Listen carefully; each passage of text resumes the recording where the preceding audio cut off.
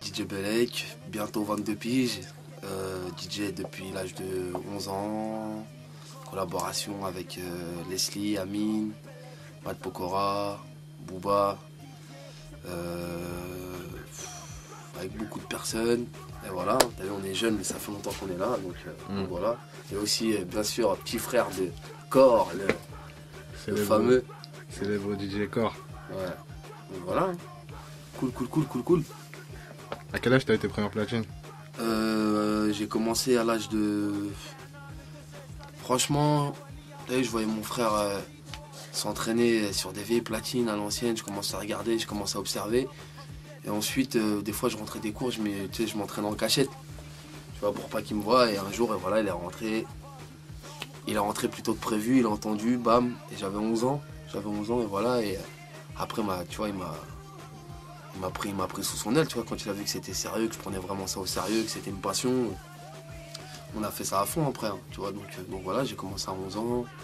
Après, j'ai fait les championnats, j'ai fait mon championnat d'IMC, j'étais arrivé en demi-finale, j'avais 13 ans, tu vois, avec des mecs de 25 piges, 20 piges, donc c'est cool, tu vois, c'est bien, c'est ma vie. Hein. Ta première soirée, à quel âge? Ma première soirée, c'était une soirée coupe-gorge. J'étais venu pour faire une démo scratch, c'était mon frère qui mixait, c'était dans le 95. C'était dans le 95, je devais avoir 12-13 ans. Je suis monté sur scène. À l'époque, je me rappelle, j'avais pris le vinyle de EPMD. J'avais scratché dessus, 2-3 passe-passe, tout décalé. Mais vu que t'es petit, ça passe bien. Et voilà. C'était à 12 ans, je crois. À 12 piges. Les premières prods? Mes premières prods, je voyais mon frère faire du son. Je commençais à toucher un peu, à bidouiller, tu vois, mais sans prendre ça au sérieux. Moi, ma passion, c'était le scratch. Ma première vraie prod, je crois qu'elle a été à 16-17 ans. 16-17 ans. Après, t'as vu, je commençais à partir en tournée avec Leslie et tout, donc je mettais ça un peu de côté. Tu vois, et donc après, j'ai repris ça, et là, je suis à fond dedans. Tu vois, j'arrive à mélanger les deux. Qu'est-ce que tu préfères entre mixer en soirée et faire des prods? Franchement, je pourrais pas te répondre. Parce que tu sais, c'est deux univers différents, tu vois. C'est comme si tu demandes à une maman lequel de ses enfants elle préfère. Voilà, exactement. Tu vois, c'est deux choses différentes. J'affectionne autant les platines que la production, tu vois. Donc non, les deux. Je pourrais pas faire de choix. Tu vois, je pourrais pas faire de choix. Vu que t'es petit frère de Core, il y a des gens qui doivent se dire ah c'est son petit frère donc forcément il est pistonné. Oui, mais j'invite ces personnes à venir au studio, on se pose dans un studio, on voit c'est qui sort le son, on voit c'est qui sort qui scratch et puis voilà, tu vois, c'est aussi simple que ça. Au bout d'un moment, tu peux être le petit frère de qui tu veux. Tu vois, je pense qu'il y a plein de rostas qui ont des petits frères, mais tu vois, si c'est des drogués ou des bons à rien, tu vois. Après tu peux être le petit frère de qui tu veux. Au bout d'un moment, soit t'as le truc, soit tu l'as pas, tu vois. Je suis petit frère de Core, certes, ça m'a aidé, c'est sûr, et je le remercie, et, tu vois, et je le crie partout que je suis son frère, parce que tu vois, c'est une fierté, pour moi, au niveau des producteurs, c'est la réussite par excellence. Maintenant, tu as vu, le truc, c'est que je suis son petit frère, ouais, mais je travaille comme tout le monde, je fais mes trucs comme tout le monde, tu vois. Ok, tu vois, il me fait qu'écro, mais parce que derrière, il y a un suivi, tu vois. Et tu vois, malgré que c'est encore plus dur quand c'est ton grand frère, mec. Parce qu'il n'y a pas les mêmes limites que quand c'est un employé, tu vois ce que je veux dire. Donc c'est plus facile tu vois, il peut me dire les choses plus facilement et ça peut vite devenir plus relou, tu vois ce que je veux dire. Mais c'est le taf et puis voilà, et franchement je suis son frère, mais tu vois, je fais mes trucs, je taffe. Il te met la pression? Ouais, des fois, ouais, tu sais, c'est quelqu'un qui, tu vois, il est connu hein, pour ça, tu vois, c'est un gros bosseur, hein. Il sait ce qu'il veut, et tu vois, et Airtop n'est pas là, tu vois, Airtop n'est pas là où il est pour rien, tu vois. Il a vraiment bossé comme un ouf. Et voilà, tu vois, donc ouais, je suis son petit frère, mais après derrière, faut enchaîner. Hein. C'est encore plus dur justement quand t'as des langues de vieilles qui viennent, qui disent ouais mais attends, toi. Ça a été un tremplin, c'est sûr, tu vois, et ça sera toujours un tremplin. Mais derrière, faut bosser, tu vois. Faut bosser. Donc voilà. Airtop, vous êtes connu surtout pour R&B. Ouais. Sinon, en dehors de R&B, tu peux nous rappeler les prods que tu as placés? Bah, on a eu les fameux Magic System, tous les singles d'été. On a eu Leslie, Amine, Leslie, Amine, là il y a le prochain Matt Pokora. Il y a Ryan B Fever 3. Après, t'as vu, il y a plein d'autres projets, tu vois, dont je peux pas encore parler. Il y a Amine qui sort en septembre. Tu vois, il y a Ryan B qui sort le 21 juin. Après, il y a plein d'autres projets, tu vois, dont je peux pas encore parler, mais les gros trucs, tu vois, qui vont arriver. Et voilà, tu vois. Ryan B, là, il y a le 3ème volume qui sort au mois de juin. Ouais. Et volume 1 et 2 en chiffres, ça donnait quoi? Alors, franchement, je veux pas te dire de bêtises. Je crois que le 1, il avait fait. Le 1, il avait fait 200 000, un truc comme ça. Et le 2, il est monté à 2,30 ou 2,40, je sais plus. Je veux pas te dire n'importe quoi, tu vois. Quasiment 500 000. Les deux ensemble, de Ouais. volume. Ouais, quasiment, avec les singles, ouais. Ouais, avec les singles, ouais, c'est sûr. Avec Sobri, tu vois, Magic System, des trucs comme ça l'a fait. Ouais. Avant le premier volume, vous attendiez un tel succès? Bah, quand mon frère a ramené le concept, tu vois, c'était un truc. Pour moi, ouais, ça allait marcher, tu vois. Maintenant, à ce point-là, je sais pas, tu vois, mais t'es une grosse. Toi, en France, t'as une grosse communauté, tu vois. Les rebeux, tu vois, les Africains.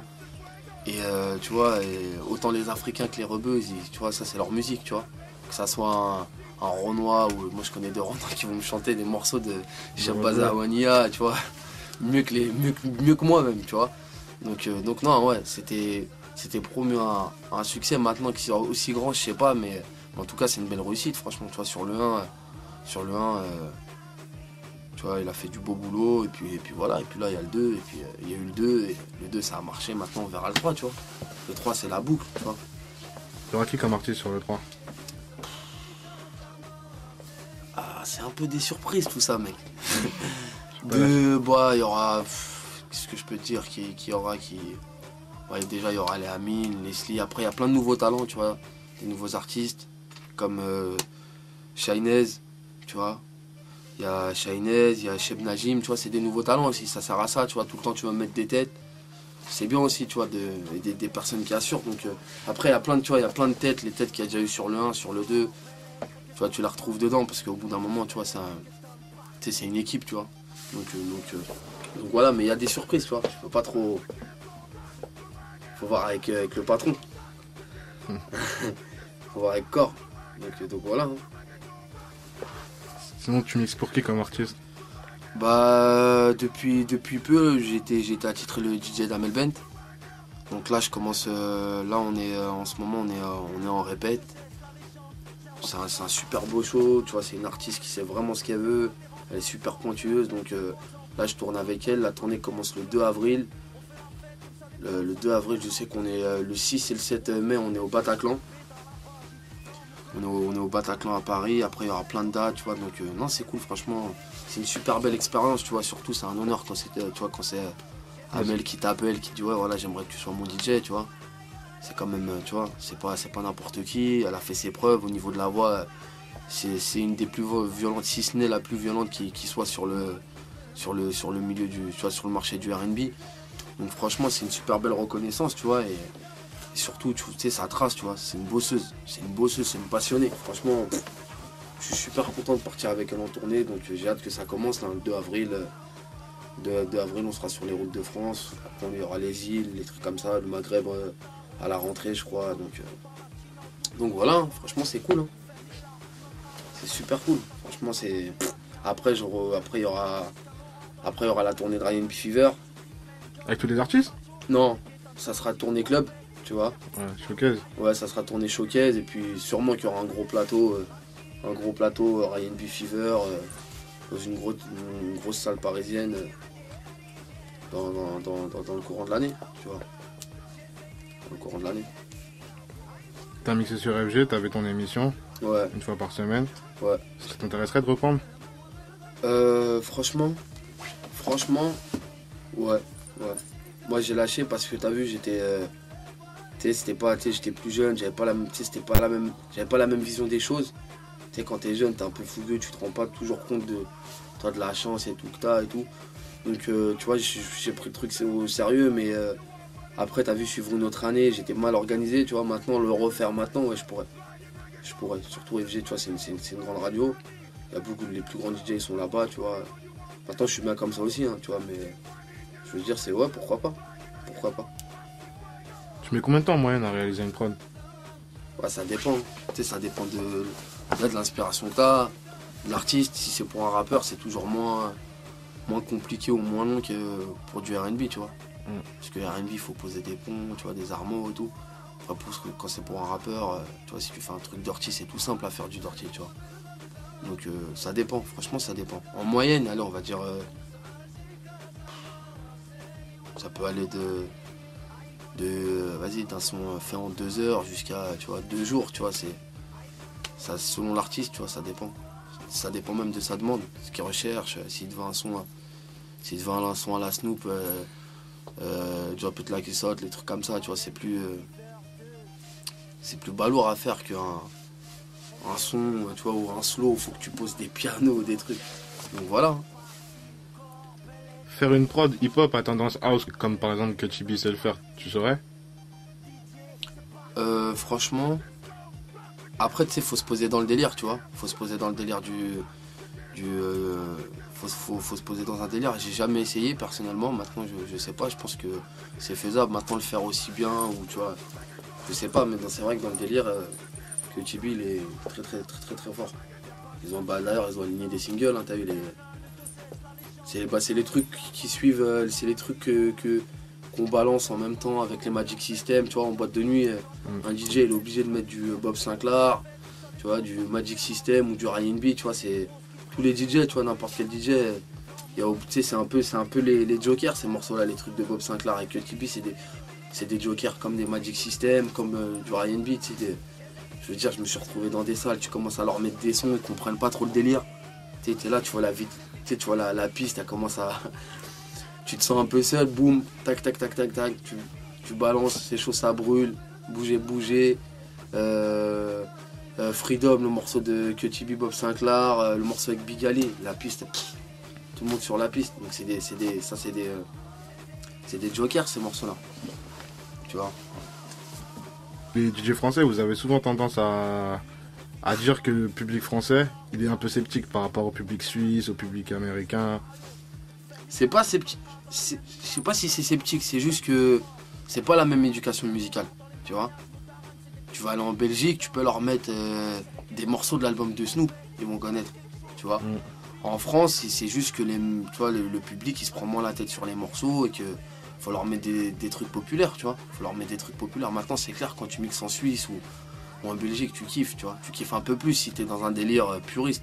Maintenant, moi, personnellement, tu vois, tant que les personnes ils restent sur la piste, s'il faut leur mettre que du commercial, je leur mettrai que du commercial, tu vois. S'il faut leur mettre du hardcore, on leur mettra du hardcore, tu vois. Moi, personnellement, c'est vrai qu'il est un peu... Ouais, il est plus, tu vois, il se fie plus à la radio qu'à son MP3, tu vois. Ce qu'il va écouter dans son MP3, tu vois. Les mecs, même, tu vas en citer, tu vois, tu connais de toute façon. Mais c'est les morceaux, les Marek Dublage à l'ancienne, Groove Theory, tu vois, des morceaux comme ça qu'ils écoutent, hein. Tu vois, pour aller en te voix, tu vois. Ou du Rof, La vie avant la mort, tu vois, des albums comme ça. Tu vois. C'est pas du... c'est pas trop du Young Jeezy ou tu vas lui mettre ça, il va te dire c'est qui lui. Tu vas lui mettre Lil Wayne, il va te dire c'est qui lui. Comment il sait pas rapper, t'as pas Rof. C'est ça, tu vois, c'est comme ça. C'est plus ça, tu vois.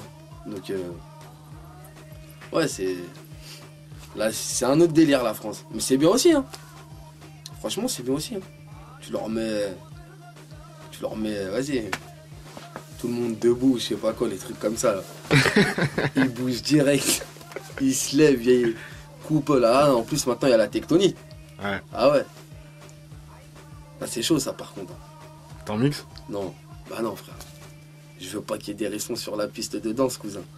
Quand tu vois les coupes qu'ils ont. Mais je respecte, hein. Franchement je respecte le délire parce que les mecs ils ont réussi à ramener un truc de ouf, hein. C'est un phénomène, hein. Ouais. Franchement, tu vois, après t'adhères ou t'adhères pas, c'est un phénomène, tu vois.